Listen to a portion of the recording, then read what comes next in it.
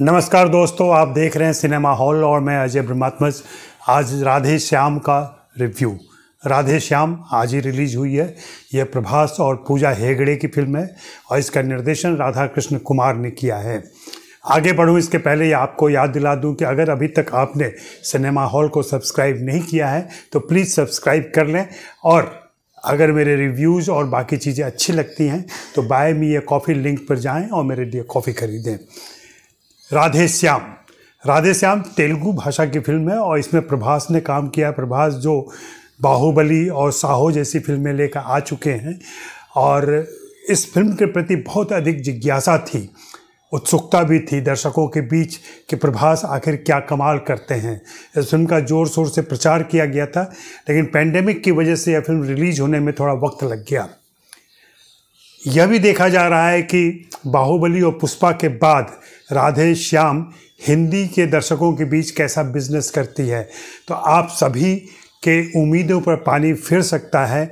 आपको ऐसे जितने मुहावरे याद हों या फिल्म देखने के बाद उनकी याद आ सकती है, जैसे कि खोदा पहाड़ निकली चूहिया, नाम बड़े और दर्शन छोटे, ऊपर से फिटफाट नीचे से मोकामा घाट, ऐसे जितने भी मुहावरे हो सकते हैं इस फिल्म को देखने के बाद आपको याद आ सकते हैं।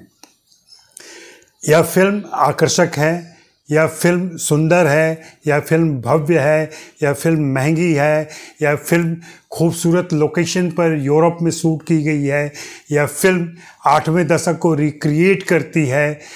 इस फिल्म के तमाम साधन और सरंजाम बहुत महंगे हैं और इस फिल्म के नायक नायिका बहुत खूबसूरत लगे हैं, लेकिन नतीजा कागज़ के फूल की तरह है जिसमें कृत्रिम खुशबू डाली गई है जो हवा के साथ उड़ गई है, वीएफएक्स के साथ उड़ गई है।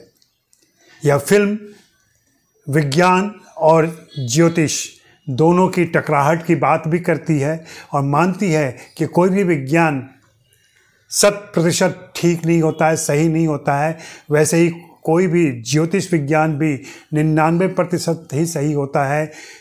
1% लोग ऐसे होते हैं जो ज्योतिष को भी झुठला देते हैं और अपने कर्म से, अपने काम से कुछ और कर दिखाते हैं, और यह दुनिया उन्हीं 1% के भरोसे चलती है। तो विज्ञान और ज्योतिष की इस टकराहट में हम दो किरदारों को देखते हैं। एक ज्योतिष को रिप्रेजेंट करता है, दूसरा विज्ञान को रिप्रेजेंट करता है। नायिका मेडिकल डॉक्टर है, नायक ज्योतिष है और ये दोनों टकराते हैं। इस ज्योतिषी के लिए फिल्म के शुरू में दिखाया गया है, जिसका जिक्र शायद कोई करे या ना करे, कि वह इंदिरा गांधी का भी हाथ देखता है और भविष्यवाणी करता है कि आप देश में जल्दी ही इमरजेंसी ले आएंगी। इसके बाद बताते हैं कि दुनिया भर के राजनीतिज्ञ, दुनिया भर के व्यापारी, दुनिया भर के सारे बिजनेसमैन इस ज्योतिष से मिलना चाहते हैं क्योंकि वे अपना भविष्य जानना चाहते हैं। ज्योतिष सबका भविष्य बताता है, अपना भविष्य भी वह जानता है कि उसके हाथों में लव लाइन नहीं है, प्यार की रेखा नहीं है, इसलिए वह अपने जीवन में किसी भी लड़की के साथ रिलेशनशिप में नहीं आता है। उसने एक नया शब्द कॉइन किया है, फ्लर्टेशनशिप, और इस तरीके से वह संबंध बनाता है। लेकिन नायिका प्रेरणा से उसका प्रेम हो जाता है और फिर यहाँ से कहानी में कई सारे पेंच शुरू होते हैं।